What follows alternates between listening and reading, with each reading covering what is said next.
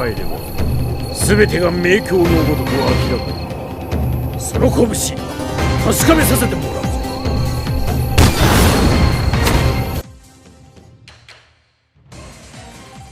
Guken est le maître de Ryoeken. Ça, c'est une chose qui est claire. C'est également le frère d'Akuma et un ancien élève de Gotetsu. Également, Guken pratique l'Ansatsuken enseigné par Gotetsu et chacun ont pris leur propre voie. Guken, lui, a adouci l'art, on va dire, en faisant en sorte que les mouvements mortels tels que le Shoryuken ou le Hadouken deviennent des mouvements d'autodéfense et de pratique martiale de base.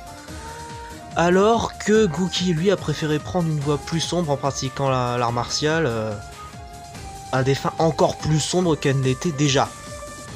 Guken est l'un des personnages qui n'est pas revenu le plus souvent dans la série Street Fighter. Il a apparu une fois dans Street Fighter 4. Et il est également inspiré de la fameuse légende de Shenlong. Alors, avant de passer à la version boss du personnage, on va tout de suite revenir à qu'est-ce que c'est la légende de Shenlong. La légende de Shenlong a inspiré la création du personnage d'Akuma. C'est une légende qui racontait que dans Street Fighter 2, si on battait tout le mode arcade, si on finissait tout le mode arcade sans perdre un seul round, ce qui est déjà très dur, sans perdre un seul round et en faisant un no-hit dans le premier round contre Monsieur Bison, ce qui est très très dur en soi, et bien au second round, à ce moment-là, Monsieur Bison va se faire dégager par un personnage beaucoup plus fort que lui, du nom de Shenlong. Alors, ceci venait d'une blague d'un magazine et d'une mauvaise traduction de la citation de victoire de Ryu. La citation de victoire originale de Ryu disait « Vous devez vaincre mon Shoryuken pour avoir une chance ». Et malheureusement ça a été traduit, Shoryuken a mal été traduit pour dire « Vous devez vaincre Shenlong pour avoir une chance ». C'est sûr que ça a créé un certain mythe, Capcom l'a visiblement bien pris, et on crée le personnage de Guki derrière. Sinon, pour revenir à Guken, il a bel et bien été inspiré par le personnage de Shenlong. Et c'est littéralement lui, Shenlong, en fait. C'est genre, pour confirmer que c'est lui, t'as un titre raccordé à Guken qui s'appelle Aka Shenlong.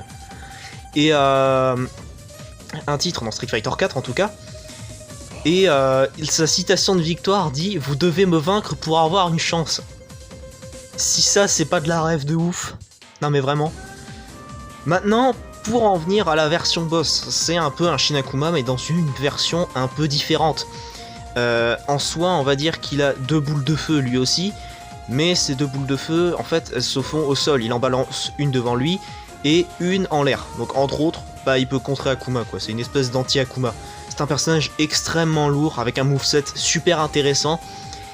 Il a aussi son mouvement Shoryuken n'est présent que dans ses attaques ultimes, que dans son ultra, ou que dans ses ultras en tout cas, enfin, dans une de ses ultras, et dans son super combo. Le super combo étant le Forbidden Shoryuken. Ce Shoryuken étant, il me semble, létal. Je sais, ça pique. Mais bon, vu que vous battez contre Guken, normalement vous risquez rien. Rien de létal en tout cas. Et il a aussi le Shin Shoryuken et le Denjin Hadoken, deux mouvements que Ryu a dans Street Fighter 3, mais maintenant quand tu sais que c'est Guken qui les possède, ouais, ça fait quelque chose quand même. Tu te dis, ah, le petit Ryu il a progressé quand même. Il possède évidemment tout l'archétype du boss, c'est-à-dire des attaques qui font plus mal, et plus de PV qu'à la normale. Et également, alors, si on combine que ces mouvements Shoryuken sont dans son super combo, et l'une de ses ultras. Il a le Denjin Hadoken déjà chargé et qui fait encore plus mal que le Denjin Hadoken chargé à fond dans la version jouable. Et également qui peut tirer une boule de feu, enfin deux boules de feu au sol, une qui part devant et une qui va partir en l'air. Entre autres, il reste au sol pour envoyer la seconde, c'est juste un entière. Tu combines tout ça et tu obtiens un personnage qui joue beaucoup, mais vraiment beaucoup sur le contre.